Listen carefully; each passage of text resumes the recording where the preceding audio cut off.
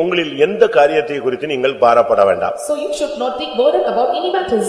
உங்களுடைய காரியங்கள் எதுவானாலும் கர்த்தர் அதுக்காக பேசுவாரு, கிரியை செய்வாரு, எதையாவது ஒன்றை ஏற்படுத்துவார். And whatever the matters may be, and the Lord will do his work or do something for you, and he will do some arrangements for you. உனக்கு ஒரு காரியம் செய்யணும்னா, if the Lord want to do some matter to you, ஒருவேளை ஒரு மனுஷனை அனுப்பி அந்த காரியத்தை செய்ய பண்ணுவார். Perhaps the Lord will send a man and will prosper the matter. நல்லா கவனிங்க. Listen carefully. மூணு விதத்துல கர்த்தர் ஒரு மனிதனுடைய காரியத்துக்காக உதவி செய்கிறார். And the Lord helpeth the matters of man or the three ways. ஒன்று, ஒரு மனுஷனை அனுப்பி கிரியை செய்வார். One, the Lord will send a man and he will do his work. இல்லாவிட்டால் ஒரு தூதனை அனுப்பி கிரியை செய்வார். Or he will send an angel and will help you. இந்த ரெண்டும் பாசிபிளா ஆகலன்னு சொன்னா அவரே வருவார். If both is not possible or it does not prosper, and he will come directly. இதுதான் தேவன் செய்கிற ஒரு காரியம். And this is the work of the Lord. எத்தனை பேர் இதை விசுவாசிக்கிறீர்கள்? And how many of you believe this? அவங்க மட்டும் அல்லேலூயா சொல்லுங்க.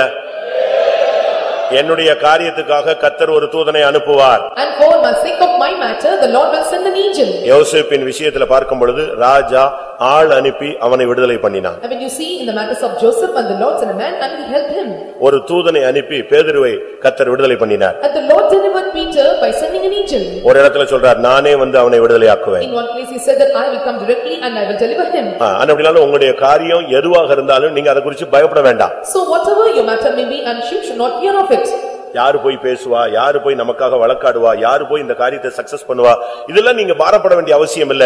நம்முடைய தேவன் எல்லா காரியங்களையும் செய்வார். Who will speak for us, and who will plead our cause, and who will make the matter success, and don't want to burden, take burden of these things, and the Lord will transfer the matters. ஒரு நாள் தீர்க்கதரிசி ஒரு பெண்ணுடைய வீட்டிலே விருந்து உண்டு கொண்டிருந்தான். And one day a prophet and arranged a feast in that woman's house. அவன் அந்த ஊர்ல கிராஸ் பண்ணும்போதெல்லாம் இந்த வீட்ல தான் தங்குவான். And when she was crossing the city, and he will abide in the place. 2 ராஜாக்கள் 4ஆம் அதிகாரத்துல பார்க்கும் பொழுது, when we look at the 2 Kings chapter 4, தன்னை நல்லா கவனிக்கறாங்களே, இவங்களுக்கு ஏதாவது தேவைப்படுதா அப்படினு அவன் யோசித்தான். And he considered that, and they were looking after him, and whether is there any need for him.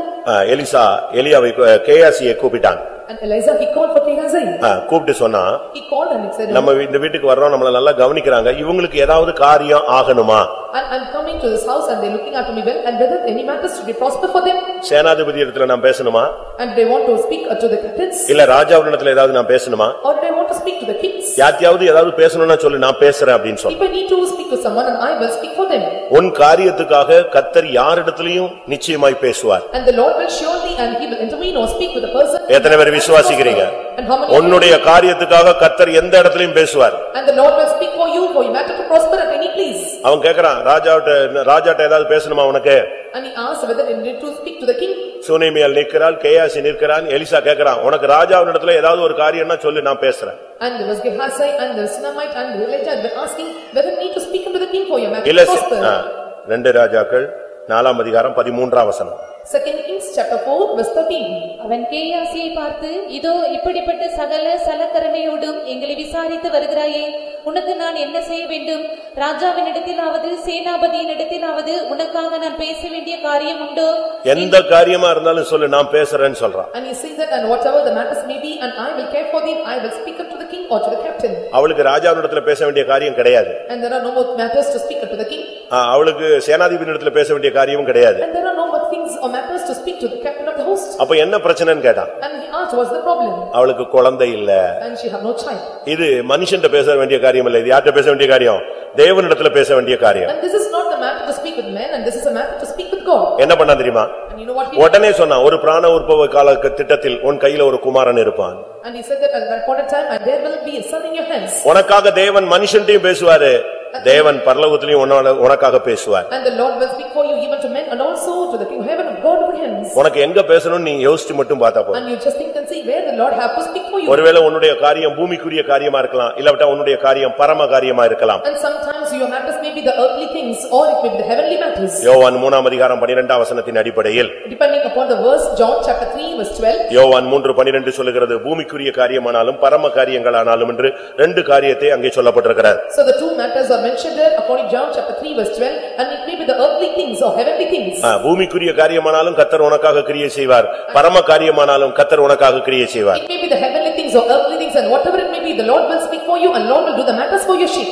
நீங்கள் இந்த நாட்களிலே எந்த ஒரு காரியமானாலும் அதை தேவனிடத்தில் தெரியப்படுத்தினால் போதுமானது. And whatever the thing things or matters it may be, and if you make known unto God, and that is sufficient. இன்னைக்கு நீங்கள் உங்களுடைய காரியங்களை ஒருத்தருக்கு ஒருத்தர் நீங்கள் சொல்லி ஜெபிச்சு பழகணும். And today you have to one another, you have to share your prayer request, and you must offer your praise. ஒரு நாள் திடீரென்று நேபுகாத்நேச்சார் ஒரு அறிக்கையிட்டான். And suddenly and the Nebuchadnezzar and he made a propaganda. நான் ஒரு சொப்பனம் பார்த்தேன். And I dream a dream. அந்த சொப்பனத்தை யாராவது சொன்னா நான் உங்களுக்கு ஆசீர்வாதம் தர்றேன். If someone interpret my dream and I will give the blessings to them. சொப்பனத்தை சொல்லலைன்னா ஞானிகள் ஜோசியர்கள் எல்லாரையும் கொன்றணும்னு சொன்னான். And he said that if they were not interpreting my dreams and all the wise men and astrologers and they must be killed. ஒரு வித்தியாசமான அறிவிப்பு. And it was a different application. இப்ப நீங்க உங்கள்ட்ட யாராவது ஒரு சொப்பனம் சொன்னா உங்களுக்கு புத்திக்கு ஏத்த மாதிரி இல்லவிட்ட ஏதாவது ஒரு அர்த்தத்தை சொல்லி அனுப்பி விட்டுருவீங்க. So if someone was asking interpretation of the dream according to the knowledge which is known to you, and you will send the dreams explanation and you will send them. அப்படிதானே? நீங்க பழைய இந்துக்கள் ரொம்ப தீவிரமா இருந்தீங்கன்னா யாராவது வீடு எரிஞ்சு போன மாதிரி பாக்குறேன் அப்படின்னா நீங்க என்ன சொல்லுவீங்க? ஐயோ உங்க வீட்ல ஏதோ ஒரு கல்யாணம் நடக்க போகுதும்பீங்க. If somebody says that and the home is getting burned, and you will say and the marriage is going to arrange in your house. இல்ல நம்ம விசுவாசிட்ட ஒருத்தன் யாராவது ஒரு நாயை பார்த்த அப்படின்னா ஐயோ பின்மாற்றம் உடனே. And if they say, if a believer come and say that I see a dog in a dream, and they say it is a backslider. இல்ல யானையை பார்த்தேன். Or I have seen elephant. உடனே சொல்லுவாங்க மாம்சத்தின் போராட்டம். And they will say and you have the struggle in your life. தண்ணிக்குள்ள முங்குற மாதிரி பார்த்தேன் அப்படின்னா உடனே நிந்தை அவமானத்துக்குள்ள நீ முங்குகிறாய். I saw that I have drowned in water means, and you may see that and you are going to enter into the stream and reproach. இப்போ இப்படி சொப்பனம் சொன்னா என்னத்தையா சொல்லி போடலாம். So when dreams and they interpret something. ஆனா Nebuchadnezzar சொல்றான் சொப்பனத்தை சொல்ல மாட்டேன், உனக்கு அர்த்தம் சொல்ல சக்தி இருக்குன்னு அர்த்தம் உண்மைன்னா எனக்கு சொப்பனத்தை சொல்ல அப்படினா. And Nebuchadnezzar has said that, and I will not tell the dream, and if you have power and you must know the dream and you must interpret the dream also. தானியேல் என்ன பண்ணான் தெரியுமா? And you know what Daniel did? அந்த காரியத்துக்காக ஒரு night instalment தவணை பேசிஸ்ல time கேட்டான். இன்னைக்கு ஒரு நைட் எனக்கு டைம் கொடுங்க, நான் கிளியர் பண்றேன். And he asked for the time and he asked for the night and to pray for it and to ask the gift for the interventions. என்ன நடந்துச்சு தெரியுமா? And you know what happened? அவன் நேரா போய் Shadrach Meshach ஆபேத்நேகோவை கூப்பிட்டான். And he went straightly and called for Shadrach, Meshach and Abednego. இப்படி ஒரு காரியம் இருக்கு. And this is a matter.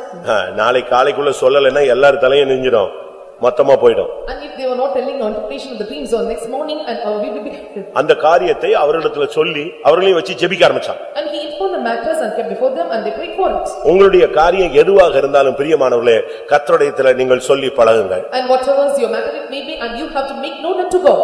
சும்மா உட்கார்ந்து அழாத, கர்த்தருடைய சந்நிதியில போய் அழு. And simply should not sit and cry, you must go to the presence of God and must weep and cry. மனுஷனிடத்துல அழுகிறதை நிப்பாட்டு. And you must stop weeping unto men. தேவனிடத்துல அழுகிறதை நீ ஏற்படுத்து. And you have to appoint crying unto God. அன்னாளுக்கு குழந்தை இல்ல. There is no child for Hannah. அவளுடைய சக்களத்தை அவளை துன்பப்படுத்துவாள். An adversary and she will afflict her. உடனே இவ சாப்பிட மாட்டா. And she will not eat. உடனே உட்கார்ந்து அழுவா. And she will sit and cry. உடனே அவளுக்கு அந்த தேவ சமூகமே இழந்து போயிட்டா. And she will lose her presence of God. உடனே புருஷன் வருவான். And husband will come. ஏன் அழுகுற?